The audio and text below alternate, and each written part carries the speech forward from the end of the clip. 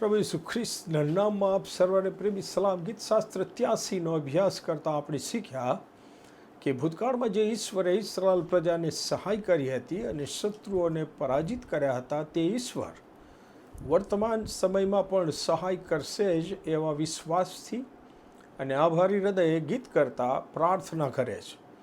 અને એમાંથી આપણને પણ એ રીતે પ્રાર્થના કરવાનું ઉત્તેજન મળ્યું છે.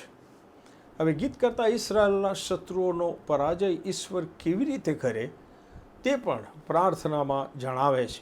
કલમ 13 થી 15 અને 17 એ કહે છે, હે મારા ઈશ્વર, તેઓને એટલે કે શત્રુઓને વંટોળિયાની ધૂળ જેવા, પવનથી ઉડતા ફોતરા જેવા કરો. વનને બાળનાર દાવાનળની જેમ અને પર્વતોને સળગાવનારી આગની જેમ તમે તમારી આંધીથી તેઓનો પીછો પકડો અને તમારા તોફાનથી તેઓને ત્રાસ પમાડો. તેઓ સદા ફજીત તથા ભયભીત થાઓ. હા, તેઓ લજવાઓ તથા નાશ પામો.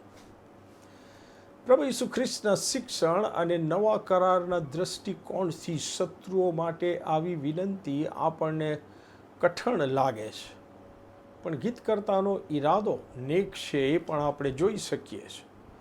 કેમ કે ગીતકર્તા ઈચ્છે છે કે તેના શત્રુઓ પસ્તાવો કરે અને ઈશ્વરને શોધે.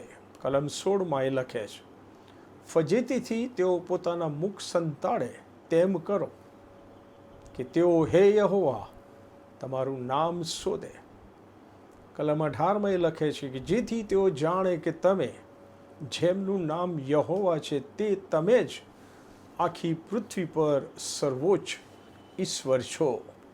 વલો આ યાદ રાખીએ કે ઈશ્વર હંમેશા આપણા ઈરાદાઓને ધ્યાનમાં લે છે.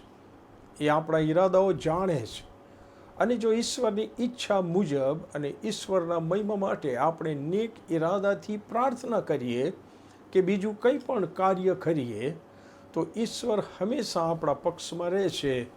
અને રોમી 8 અને 32 મુજબ લખવામાં આવ્યું છે કે જો ઈશ્વર આપણા પક્ષમાં છે તો આપણી સામું કોણ?